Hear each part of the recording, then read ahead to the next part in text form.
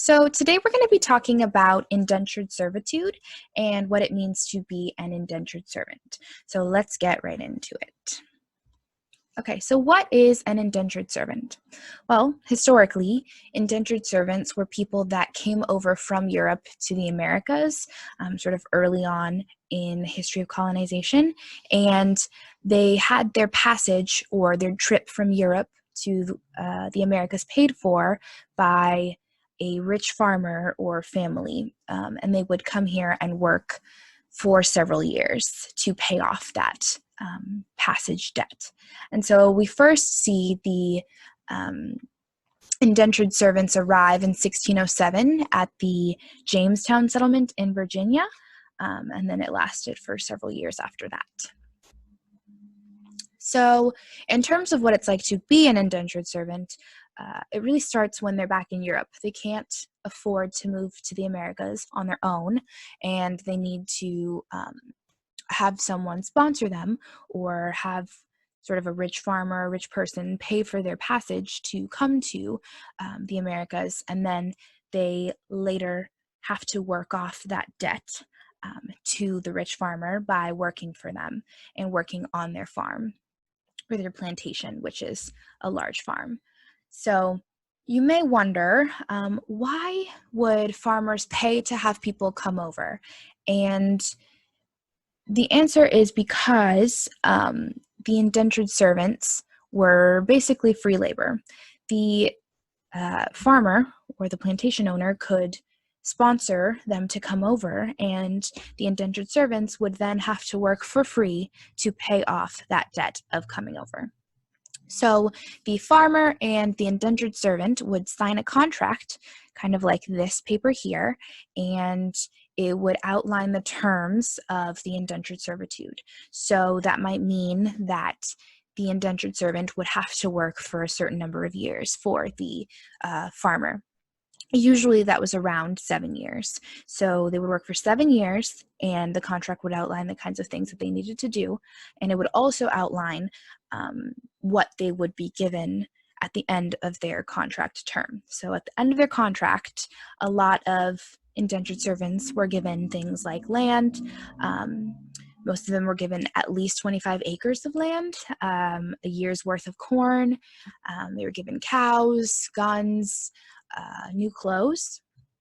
So indentured servants would serve their time as servants for these farmers and these rich families, and then they would be essentially free to be Americans and to start their lives. Okay, so it's really important to take note that indentured servitude and slavery are not the same things. They experienced similar experiences in some cases because indentured servants did work like long, hard hours, and they were punished for breaking their contracts quite severely, but they didn't really face the same hardships that slaves faced, because slaves were not really given the opportunity to pay off those debts. Yes, they could buy their freedom. Well, most of them couldn't afford it, but with indentured servitude, there is a finishing date to how long you have to be a servant.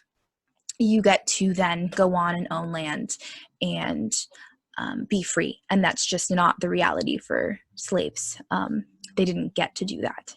So it's kind of due to this fact that indentured servants,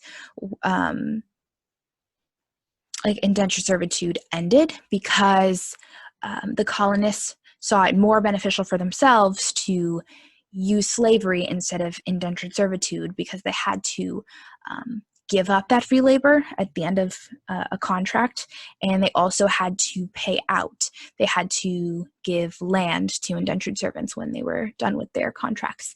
They had to give them money, and they didn't have to do this with slaves. So that's when we see a transition towards slavery in American colonization, is when colonists realized that you will have unlimited free labor by forcing people to be slaves, and you never have to give them land, and they'll never be free, or it's extremely difficult for them to be free.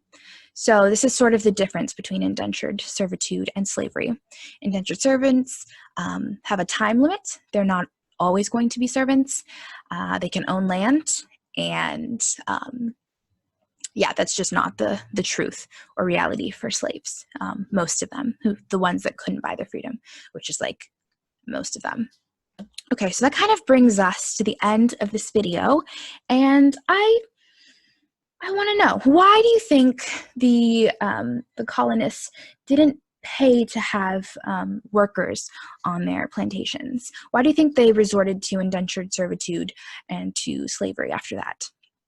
So I want you to answer this question in an email to your teacher.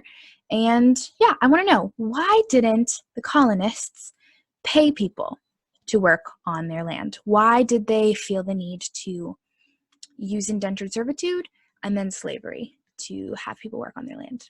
Okay, good luck. Can't wait to hear what you have.